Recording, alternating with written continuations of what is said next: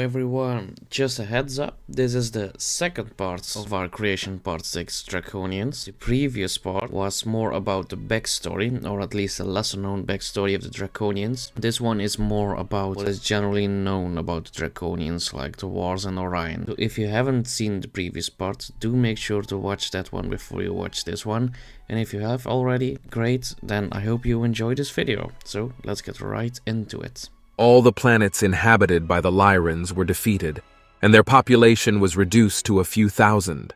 With the Lyrans defeated, the rest of the Lyran constellation was bound to fall under Draconian rule. The Draconian scourge spread like wildfire through the Lyran constellation and didn't stop until it reached the star Vega. In Vega, the Draconians met the Felines, an ancient race with far superior technology and intelligence. The Felines stood against the Draconians and pushed back their hordes. And for the first time in history, the Draconians were stomped. The Felines' defenses were too strong, and the Draconian realized they were wasting their effort on a battle they couldn't win. Therefore, rather than continuing a futile campaign in the Lyran constellation, they turned their eyes to the Orion constellation. This decision to cease all expansion efforts in the Lyran constellation marked the end of the Draconian-Lyran War. The Felines weren't aggressive expansionists and had no intention of destroying the Draconians. As long as the Draconians didn't attack them, the Felines were fine with having Draconians as their unfortunate neighbors. The conquest of the Orion constellation was swift and easy. The Draconians infiltrated the planets with hybrids and slowly took over their society. With the defeat of the Orion constellation, the Draco-Lyran Empire was established. Now the largest empire in the universe, the Draconians should have been satisfied. However, their urge for expansion was insatiable. Gaining control of the Orion constellation emboldened them to spread even further. Once again, they were unstoppable. Planet after planet, star after star, fell under the power and might of the Draco-Lyran Empire. However, at the height of their power, the Draconians came across yet another race that stood staunchly against them and forced them to falter: the Pleiadians. The Draconians initially viewed the Pleiadians like every other race they had conquered in the past. The Pleiadians were sentient, being with high intelligence and sophisticated technology, but were not as advanced as the Draconians. They also seemed to be agreeable and welcoming and spiritual creatures. Therefore, the Draconians believed infiltrating the Pleiadian society would be easy. However, they were in for a terrible surprise. The Draconians' plan failed from its very first stage. During one of the initial encounters between the Pleiadian and Draconian delegations, the Draconian envoy extended a hand to the Pleiadian leader in a gesture meant for a firm handshake, a customary sign of respect and greeting in Draconian culture. However, the Pleiadians, unfamiliar with this practice, perceived the gesture as a potential threat, prompting a defensive reaction. This misunderstanding deeply offended the Draconians, setting a tense tone for the interactions that followed. In their rage, they unleashed the full might of their empire upon the seemingly weak Pleiadians. The Pleiadians didn't stand a chance. Faced with the might of an advanced empire, they were forced to flee back to their home star system. The Draconians pursued their new enemies with glee. However, they paused their pursuit when they realized that the Pleiadians were flying to the Lyran constellation. The Pleiadians were the cousins of the Lyrans, therefore they shared the same home constellation. The Draconians had not forgotten their defeat in the Lyran constellation. However, they couldn't afford to retreat again. They were too proud and believed that their technology had advanced over the years, making them the superiors of their old enemies. The Second Draco-Lyran War ensued, and the Draconians unleashed all their power and might upon the few independent planets in the Lyran star system. This war that started between the Draco-Lyran Empire and the few independent planets of the Lyran constellation soon became an intergalactic affair. Creatures from other star systems and galaxies entered the fray. Different species entered the fight on both sides. Some races cast their lot with the Empire's might, while others decided to fight on the side of the ambitious and relentless Lyrans.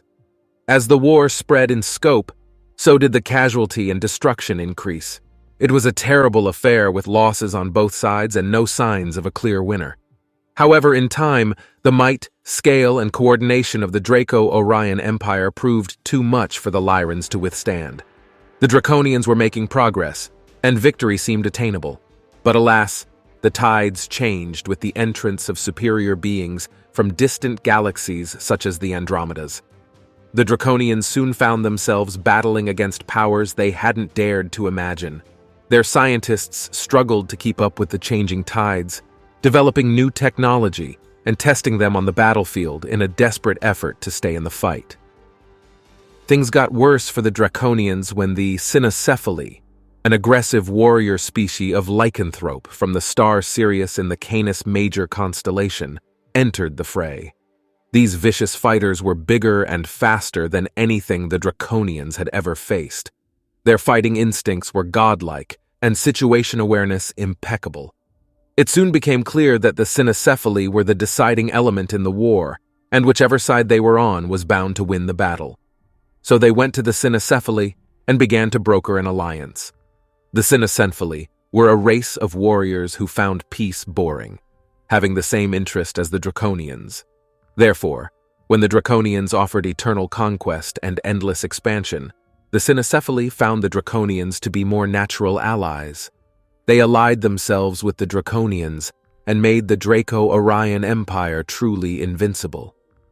With the Cynocephaly on their side, nothing could stand in the way of the Draconians, not even their old nemesis, the felines. While the Draco-Lyran Empire seemed invincible to external attacks, the internal workings of this great empire began to crumble. Draconian society was organized around a strict hierarchical system that divided the populace into 3 classes and 3 subclasses. The 2 classes were citizens and slaves. In addition, the citizens were divided into 2 subclasses: the higher class, which consisted of the elites and rulers, and the lower class, which consisted of the majority of the populace. At the top of the pyramid was the ruling class, which controlled most of the wealth and resources of the empire. The male members of the lower class served in the army, defending the empire and expanding its territory. The Draconian female class, on the other hand, was charged with administrative and policing duties. They were governors and bureaucrats who kept the empire running like a well-oiled machine. Only a small group of women were recruited into the army, and they formed a small unit of elite soldiers. This elite unit of warriors, the SSS, was to be the unmaking of the old Draconian society. Members of the SSS weren't chosen at random. They were individuals that stood at the edge of the knife of evolution. Their skin was white, and their mouth could pour forth flesh-melting acid. Truly dangerous on the battlefield, the SSS was a special unit that the Empire used to carry out powerful and deadly strikes. Therefore, when the SSS turned their abilities upon the Empire's leadership, no Draconian could stand in their way. In a swift and coordinated attack, they killed all the elite males in the Empire and ended the reign of the ruling class. The SSS took over the Draconian government, sparking a new era in Draconian society. Rather than a class of elites, the Draco-Lyran Empire fell under the rule of 3 queens. These 3 queens were the leaders of the SSS and the brains behind the dastardly coup. As soon as they took control of the empire, they ended the pointless wars and endless massacres. The days of relentless expansion campaigns were over. Their next order of business was to restructure society by implementing new policies that improved the lives of lower-class citizens. Instead of focusing on military technology, the 3 queens invested in productive technology that increased the productive capacity of the empire and reduced their reliance on slaves. From a warring empire hell-bent on wreaking havoc and conquering the universe, the Orions became a symbol of peace and stability. They mediated conflicts between various species and stood at the center of a new age of peace and prosperity. Together with the Lyrans, Pleiadians, Arcturians, and Andromedans, they created the Galactic Federation to make sure the Natha species of the past eons would not ensue once more. Now representing over 200,000 star systems and over 2,000 star constellations, of which we only know 88. The fall of the last male Draconian rulers marked a significant turn in the history of the Draco-Lyran Empire. Following a successful coup by the SSS and the ascendancy of the Three Queens, the remnants of the old ruling class, once wielding immense power, found themselves fugitives within their own empire. In a desperate bid for survival, these exiled male Draconians, laden with ancient secrets and powerful technologies, fled to Earth, arriving approximately 6,000 years ago. Earth, with its nascent civilizations, presented a perfect stage for them to establish a new stronghold, an outpost from which they could eventually regain their lost empire. Using advanced DNA manipulation techniques, they blended seamlessly with early human populations. They subtly positioned themselves as rulers and guiding figures in emerging civilizations. Their influence was profound, shaping the creation and fall of empires, altering religious texts like the Bible, and guiding civilizations like ancient Egypt, Persia, and Rome under their covert guidance. Their manipulations were aimed at embedding draconian principles of hierarchy and dominance. The Draconians targeted societies influenced by benevolent alien species, eradicating or suppressing them through empires and colonization. They orchestrated destructive events, including wars and pandemics, to maintain control over the growing human population. Their influence on human civilization has been meticulous and profound, marked by a desire to re-establish their dominion. Amidst this, the Galactic Federation devised a plan of subtle resistance. They countered the draconian web of control by sending emissaries of light and wisdom, such as Buddha and Yeshua, who nurtured humanity's spiritual awakening, sowing seeds of unity and higher consciousness. In present times, this mission continues with star seeds and lightworkers, souls imbued with knowledge and energy from higher realms, who have incarnated on Earth to guide humanity towards a harmonious future. As the world awakens, the Draconians, cornered and increasingly challenged, deploy their remaining strategies in a final bid to maintain control. The outcome of this cosmic struggle remains uncertain.